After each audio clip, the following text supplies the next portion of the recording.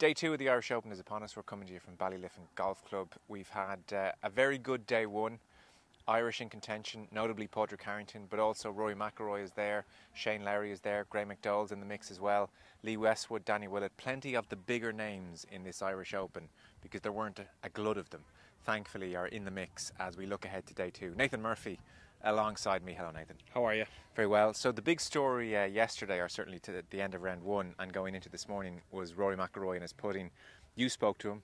The short version of McIlroy is that he said yesterday or today, round 1, he hit the ball as well as he's ever hit it, and on the greens he must have missed close to, I did a tot up earlier, about half a dozen, if not 7 putts from inside 12 feet, and naturally he's quite upset with the situation. So the good news for Rory is he's striking the ball ridiculously well.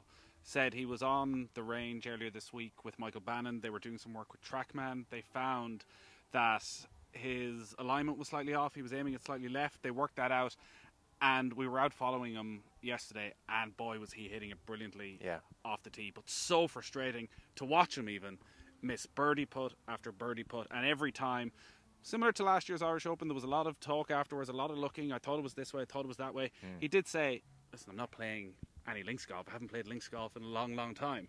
The greens are very different to what I face in America, so I'm just trying to get used to that. It was a bit of misreading. It was a bit of not knowing the pace. It was a bit of everything, but ultimately it was the same old story. Yeah, it must be so frustrating. Yeah, he misread some of them, but then others, the 18th, he said he just pulled that one, so he admitted it's in his head, and how could it not be? It is all he gets asked about. So that's McIlroy. He sets off early in round 2, as does Lowry, who had an okay round. Could have been better, but he's in the mix. He's okay. Harrington, I guess, is the story of round 1. And if we can get more of the same from Harrington in round 2, then that will be great. An eagle chip in kick-started his round. He made ridiculous par saves. And the really great thing, and then 3 birdies on the way in, so 4 under. The great thing Harrington said afterwards was he felt like every putt he was going to hit was going in. He's a man who's had his troubles with the yips. Dare we even mention the word? But he feels great about his putting now, and he said, I'm 2-3 gears better on links. And mentally, he knows how to play this kind of course. That seems to be the key, because watching Matthew Fitzpatrick, who's one of the highest ranked players in this field alongside McIlroy, he wasn't playing well, and you knew it was getting him down, driving into the rough, whereas Harrington seems to relish that opportunity, and that was the key to this round of putting himself into contention. So he had the chip-in eagle, and you would have thought there's a bounce from that, and he goes from there. Maybe got too excited because he had 2 terrible drives on the next 2 holes. Could well have found himself in all sorts of trouble, but scrambled brilliantly, made par, kicked on with the later birdies as well, ends up finishing on 4 under par. And we know from Harrington, we hear it all the time about how he gets into contention and it gets the adrenaline and the competitive juices flowing. That's really the moment he waits for. Maybe this is the week where it happens. Yeah, the interesting thing about Harrington as well is he says he always plays just target golf when he's playing golf in a tournament with a card in tournament pressure. But Pete Cowan and his coach, they agreed that he was going to play with a swing thought this week, which he doesn't like doing. So he feels the result of the swing thought, he doesn't want to get too laterally set in his swing anymore. The result, though, is quite often on his downswing, he feels like he's about to pull it left.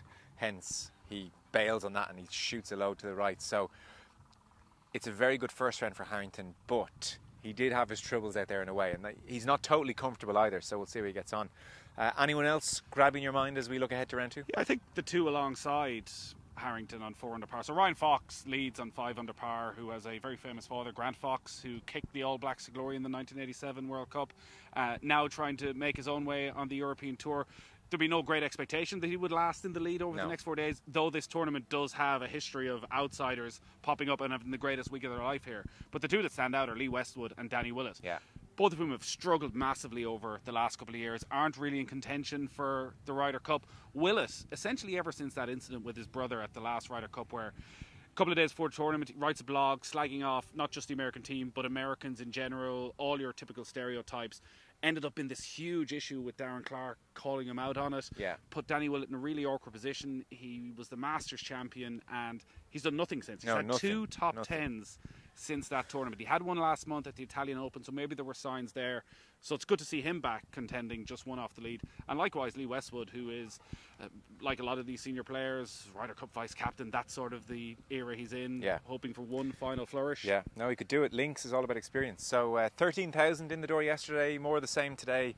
Sunshine all day, everybody having ice creams, everybody, enjoying the sun, and it's great. And sometimes Irish Opens can be a bit of a grind for spectators and players, but it's It's sunshine and sun cream and ice creams all the way here. It's great. And of course, I get to spend my weekend with Nathan Murphy. So everybody is really happy. Tune in tonight, 7 o'clock. We're going to be live from the clubhouse. Paul McGinley is going to come talk to us. He's going to grace us in the clubhouse over the 18th green. And Des Smith. And Des Smith's going to be there as well. And a high-profile Ryder Cup player who cannot be named just yet. No, everybody keeps pulling out.